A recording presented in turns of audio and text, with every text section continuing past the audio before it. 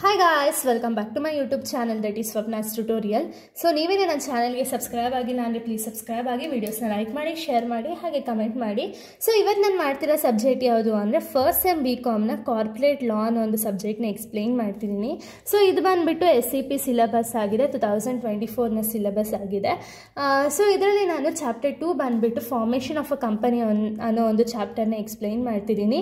So ಇದು part 5th video ಆಗಿದೆ. Part 1 to 4 ನಾನು ಆಲ್ರೆಡಿ ಅಪ್ಲೋಡ್ ಮಾಡಿದ್ದೀನಿ ಪ್ಲೇಲಿಸ್ಟಲ್ಲಿ. ಸೊ ಯಾರೆಲ್ಲ ವೀಡಿಯೋಸ್ನ ನೋಡಿಲ್ವೋ ಒಂದ್ಸತಿ ಆ ವೀಡಿಯೋಸ್ನ ನೋಡ್ಕೊಂಡು ಬಂದು ಈ ಒಂದು ವೀಡಿಯೋನ ನೋಡಿ, ಬಿಕಾಸ್ ನಿಮಗೆ ಕಂಟಿನ್ಯೂಷನ್ ಅನ್ನೋದು ಪ್ರಾಪರಾಗಿ ಸಿಗುತ್ತೆ ಅನ್ನೋ ರೀಸನಿಂದ ಹೇಳ್ತಿರೋದು. ಸೊ ನಾನು ಪ್ರೀವಿಯಸ್ ವೀಡಿಯೋದಲ್ಲಿ ಆಲ್ರೆಡಿ ಸ್ಟೇಜಸ್ ಅಂದರೆ ಫಾರ್ಮೇಷನ್ ಆಫ್ ಅ ಕಂಪ್ನಿಯಲ್ಲಿ 4 ಸ್ಟೇಜಸ್ ಇತ್ತಲ್ವಾ, 4 ಸ್ಟೇಜಸಲ್ಲಿ ನಾನು ಆಲ್ರೆಡಿ 1 and 2ನ ಎಕ್ಸ್ಪ್ಲೈನ್ ಮಾಡಿದ್ದೀನಿ, ಸ್ಟೆಪ್ 1 and ಸ್ಟೆಪ್ 2. ಈ ಒಂದು ವೀಡಿಯೋದಲ್ಲಿ ಸ್ಟೇಜ್ 3 and ಸ್ಟೇಜ್ 4 ಅಂದರೆ ಸ್ಟೆಪ್ 3 and ಸ್ಟೆಪ್ 4ನ ಎಕ್ಸ್ಪ್ಲೈನ್ ಮಾಡ್ತಿದ್ದೀನಿ. ಓಕೆನಾ.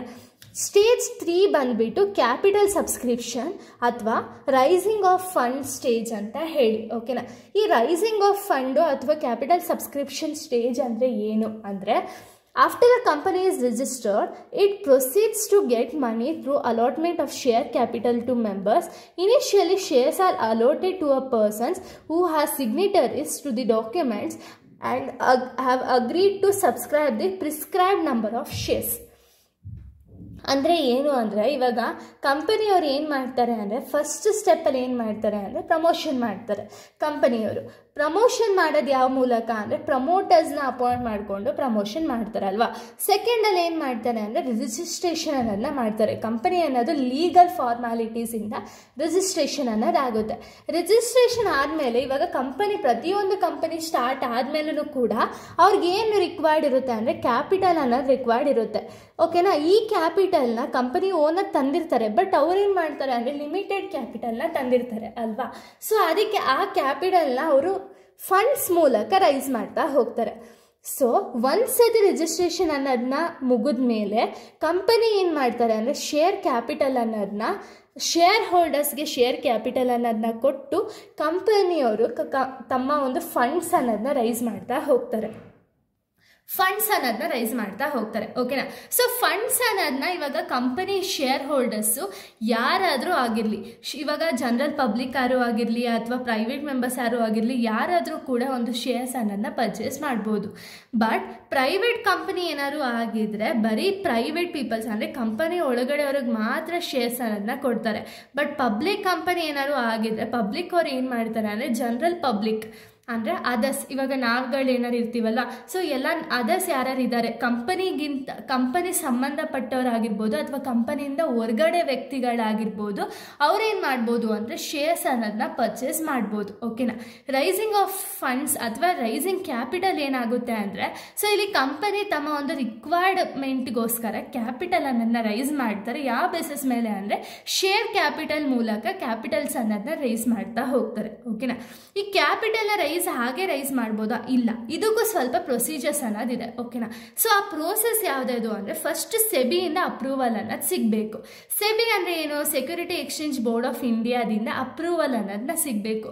ಸೊ ಈ ಸೆಬಿನೇ ಎಲ್ಲ ಬ್ಯಾಂಕ್ಸ್ ಆಗಿರ್ಬೋದು ಅಥವಾ ಕಂಪನೀಸ್ ಆಗಿರ್ಬೋದು ಎಲ್ಲಾನು ಕಂಟ್ರೋಲ್ ಮಾಡೋ ರೀಸನಿಂದ, ಫಂಡ್ಸ್ನ ಕಂಟ್ರೋಲ್ ಮಾಡೋ ರೀಸನಿಂದ ಸೆಬಿಯಿಂದ ಅಪ್ರೂವಲ್ ಸಿಗಬೇಕಾಗುತ್ತೆ. ಇವಾಗ ಫಂಡ್ನ ರೈಸ್ ಮಾಡ್ತಿದ್ದೀವಿ ಅಂತ ಹೇಳಿ ಸೆಬಿ ಅವರ ಅಪ್ರೂವಲ್ ಕೊಟ್ಟರೆ ಮಾತ್ರ ಫಂಡ್ನ ರೈಸ್ ಮಾಡಬೇಕೇ ಹೊರತು ಇಲ್ಲ ಅಂದರೆ ಫಂಡ್ಸ್ ಅನ್ನೋದನ್ನ ರೈಸ್ ಮಾಡೋಕ್ಕೆ ಹೋಗಲ್ಲ. ಓಕೆನಾ.